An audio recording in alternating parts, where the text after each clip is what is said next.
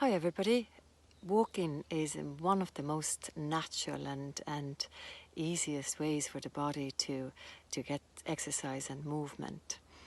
And it offers a very wide range of benefits, but we also have to make sure we are not consuming only walks of certain type. So body likes variety as a rule when it comes to movement and exercise, but also same applies to walking. So here are a few tips how to make the walking more nutritious and beneficial. So number one, wear the right shoes.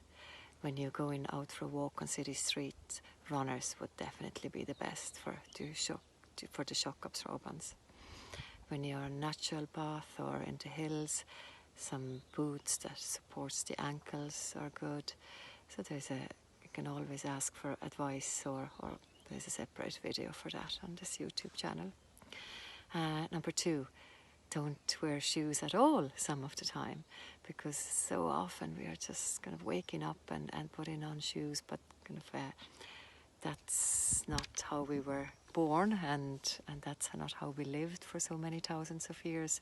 So it is good to just walk barefoot at least at some time during the day, and especially when you're in the grass or natural surfaces, and apparently there's nerve endings under the sole of the foot, and even that they are being stimulated by walking barefoot, and that has so many benefits in itself.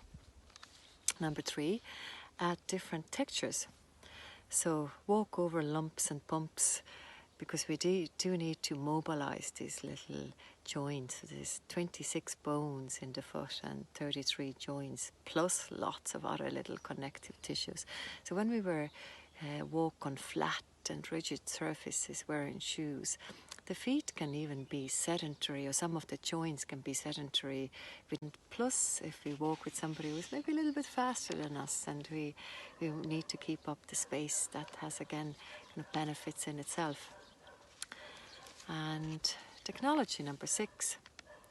So great to make phone calls and listen to the podcasts and audiobooks, but not always perhaps. That there is some time when we're kind of looking what's going on around us and we are more tuned in our own thoughts. Number seven, go someplace novel. So walking on a familiar place automatically kind of changes the alertness, and when we go on a different route, we come out of this automatic pilot, and that brings kind of more awareness in itself, rather than kind of a mindless walking. Or if you have a habit always doing the same loop, even starting the loop from a different direction, or going on a other side of the street when you're walking. So just not always doing the same thing, and it's another way of adding variety. Number eight, and walk more frequently. So when we walking and exercises in general, we often tend to do this in a block. So maybe sitting for 8 hours and then exercising. So it is better to kind of sprinkle the movements into the day. So if you are just kind of sitting a lot, it might be better to split that one walk into two.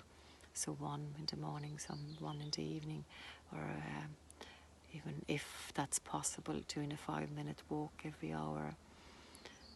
So move as much as you can and enjoy it. It's free, it can be fun, and